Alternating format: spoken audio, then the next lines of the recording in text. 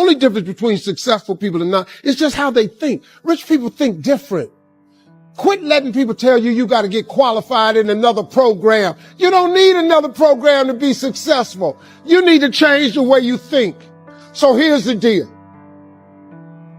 The problem with becoming a millionaire is that when you decide that you want to be a millionaire, you immediately start thinking, how can I become a millionaire? Well, that thought don't just pop into your head, so you get frustrated and you don't become a millionaire. And you start creating stuff like, well, I guess this wasn't the Lord's will, or as soon as I think of how I'm gonna make $1 million. You can't think of how to make $1 million. Stop. What we wish we had done is the voice of regret, speaking in a sorrowful tone at a time when there is no going back. This is regret. Why do we live our life to be validated so much by strangers?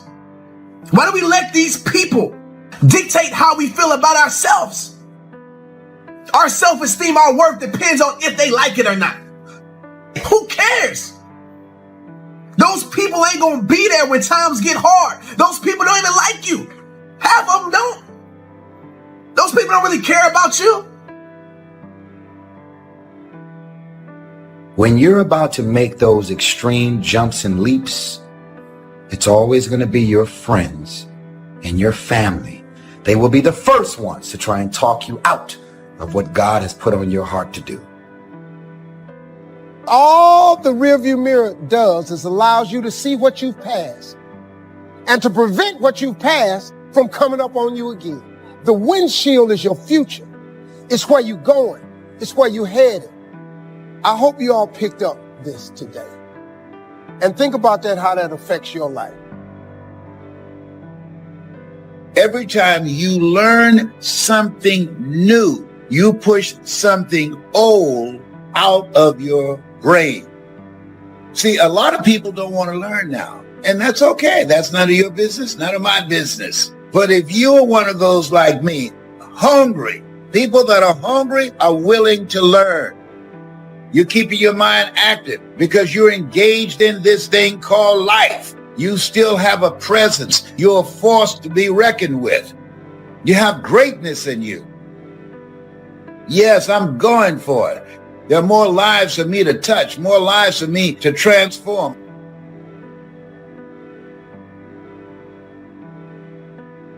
Don't dilute the vision and don't pollute it with how you want it.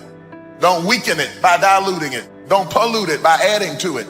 Some of the people you're trying to straighten out, they're not going to ever be straightened out. They're chickens when you're supposed to be sailing with the eagles. And that chicken that with all that gawking and flapping ain't going to never fly. And you just chasing behind something that's not going to ever jump over 4 feet in the air. You could have been soaring with eagles and you're fooling with them chickens. They're chickens. Feed them and keep on walking.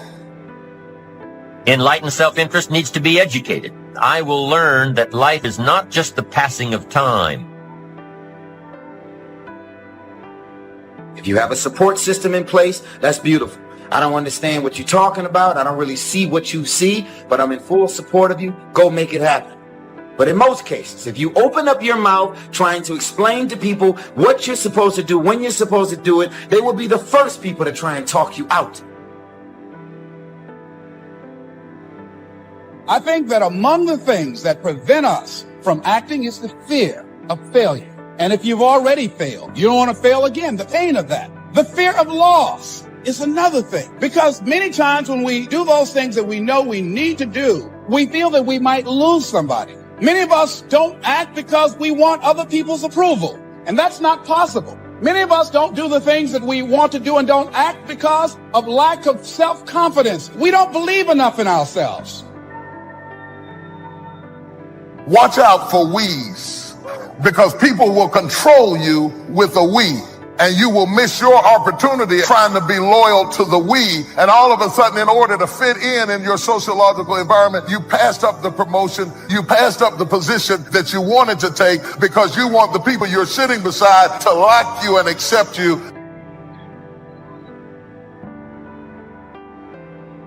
The little decisions that you make, they matter. They add up, and you have to connect those dots. Otherwise, you don't know where you're going to end up. and it might be bad. I just beat me. This ain't about nobody else. I just beat me. If I can keep beating myself, pause, if I can keep doing that, then that means that I'm in a battle with the only person that I really want and beat, and that's me. I don't care about anybody else. I have no worry or gripe about the next man or woman's journey. That's not what I'm up against. If I can continue to outdo me from the day before, then I'm ahead.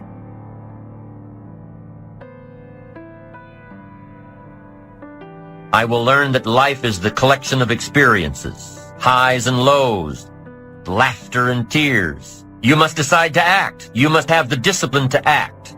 One discipline affects another discipline. Everything affects everything else. Nothing stands alone. If you're always seeking a certain status to validate who you are, you're never going to have peace. You can't climb up to find yourself. You have to find yourself so you can climb up. So you can be who you are before anybody knows who you are. If you listen at discouragement, it will cause you to make bad decisions. It will cause you to think that life is not worth living. And secretly, behind the facade of a smile and a good morning and a praise the Lord and a how are you, you will wonder if you're ever going to get out of what you're into. One of the things that we know about life is that it is always changing. Sometimes you're up, sometimes you're down. Sometimes you're happy, and sometimes you're sad. Now that's that thing called life. And when we begin to understand and know that, accepting that reality, that we will never ever have things just on an even keel all the time, that you're going to have some ups and you're going to have some downs. But during those down moments, that's where the growth takes place.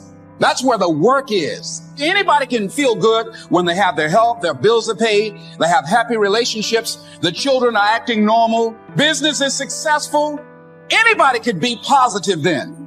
Anybody can have faith under those kinds of circumstances. See, but the real challenge of growth, mentally, emotionally, and spiritually, comes when you get knocked down. Adversity introduces a man to himself or a woman. How you handle it, that's where the growth takes place. Most of y'all have visions and ideas that are sent to you, and you're trying to explain it to other people. And because they were never sent the vision, most of y'all say, well, maybe it's not meant to be. That was something that God sent you. That was your vision, your idea. It's not his or not hers. So what ends up happening is your family, your friends, they end up talking you out of your individual experience that you have with God. I don't know what kind of odds are against you today, physically, financially. I don't know what kind of storm has come or trying to come into your life. If you wait too long to decide what you're going to do with your life, you'll find out that you've already done it. You have to learn to start where you are. Big doors swing on little hinges. When you start renaming it and you start reframing it and you choose to remain in it, what happens is you produce this word. It's called resiliency. The righteous man, he falls 7 times, but he gets back up. I'm choosing today to get back up, to remain in the grind. We all have these tough moments in life. And see, they can make you or they can break you. Come on now. Come on, bring it. Come on now. I had to replace fearfulness with being fearless and take the initiative to do something else with my life. Greatness is not inherited. It's not the result of birth, in other words. You can be born high and live low. Or you can be born low, but you can still live high. Your greatness is not determined by your pedigree or the family that you were born into. Your parents can be great and you can be a dummy. The key to your future is the successful management of time and change. You can't stop time, so all you can do with them is manage them. And you become what you are based on how you manage both of them.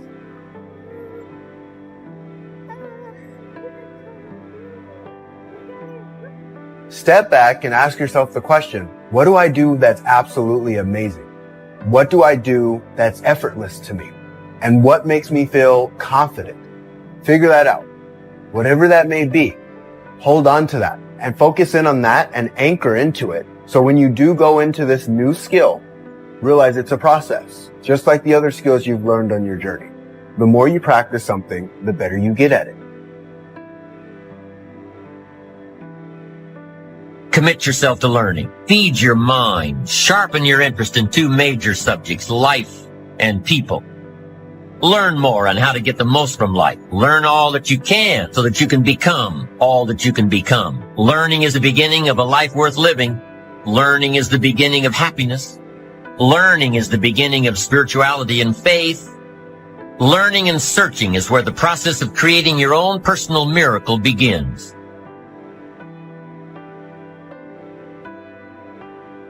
Greatness does not have to have the approval of everyone. And if you are the kind of person that will have to have the approval of everyone and understanding of everyone, you'll never achieve greatness. Greatness is uncommon. Greatness is not something that you see a lot. It distinguishes you from the crowd. It makes you stick out when you become great. We find ourselves announcing our standards to our relatives, our friends, our associates. We shout our beliefs and condemn those who believe any differently, but then we don't walk the talk. Do as I say, not as I do. This is inconsistent. This leads to a loss of credibility among those who watch us.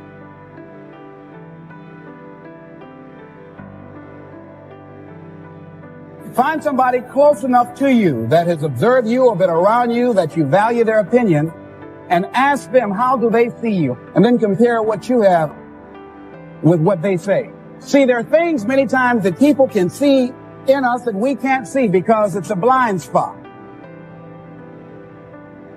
Also equates to a non-existence of a great life. And so embrace the fact that you're going to have to sacrifice and suffer to some extent. Once you've embraced that it's going to happen, it's almost not that bad. It's kind of like those of you that are fit. You've sort of accepted that before you go to the gym and get there, you're going to have to suffer. And we go anyway. It becomes a habit. It takes discipline to change a habit, because habits are formed a little bit each day, every day. Once habits are formed, they act like a giant cable that only long-term disciplined activity can change. It takes the consistent application of a new discipline, a more desirable one, to overcome one which is less desirable. We must unweave every strand of the cable of habits slowly and methodically. If it does not measure up to my expectations, I'm not going to invest my time. I don't have the luxury to waste time. I'm expecting some great things from life. So examine your expectations versus your wishes. Some people wish they could do better, but some people expect to do better. Where are you on that? Anticipation is the ultimate advantage. Winners, leaders anticipate, losers react. The reason you get beat is you don't know where things are happening, so you're reacting. Reaction is always stressful. And yet so much of our life is predictable if we just were to study it, not be caught up in our day-to-day. It's predictable the challenges you're going to have in your relationships or with your kids or with your body. These are predictable. And if you were to anticipate these things and put a strategy in place, you could take it all out and have the quality of life that you deserve. Those that anticipate, those that lead, and then there's those that follow. The followers are the reactionaries. The system we live in and contribute to is designed to make the easiest things in life the most unprofitable. Our world is and always will be a constant battle between the life of ease and its momentary rewards and a life of discipline. Each has its own price, the price of discipline or the price of regret. We will pay one or the other. Somebody say there's some good in the worst of us and some bad in the best of us. I want you to become involved in an active process to get some clutter out of your life. Start working on it. I'm going home tonight to clean my closets. Let's go home. Let that be our task this week. Time is an amazing power. Every day, week, month, or year is a gift given to us by God to complete a task. The human mind isn't used merely because we take it for granted. Familiarity breeds contempt. It can do any kind of job we assign to it, but generally speaking, we use it for little jobs instead of big important ones. Decide now. What is it you want? Plant your goal in your mind. It's the most important decision you'll ever make in your entire life.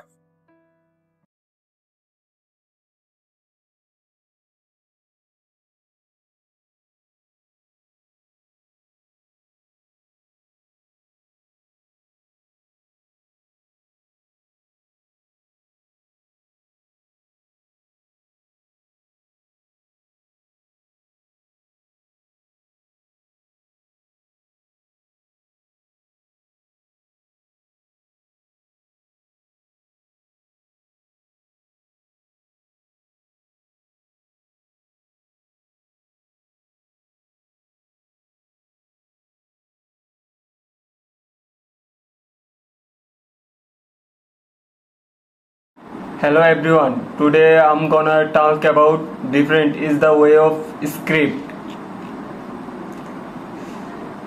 Start with an attention grabbing statement about the power of being different, including yourself, to the topic of the video.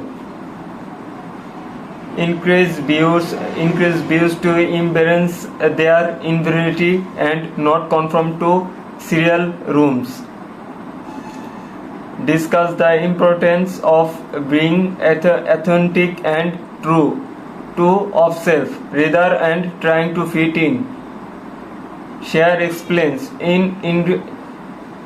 Explain individuals for have success by embracing their uniqueness and going again and against. Address the fear of judgment of cremating and often comes with being different and provide stress for overcoming it. Discuss the importance of finding likes minded individuals who appreciate and supports uniqueness. Highlights how everyone difference can lead a creativity and innovation in various fields. States the importance of embracing diversity and respecting the difference in others. Share a personal story and according about a time when embracing your uniqueness lead a provide outline. Sometimes it's a points to discuss. It's overthinking to a memorable choosing statement that reflects the importance of respecting and celebrating difference.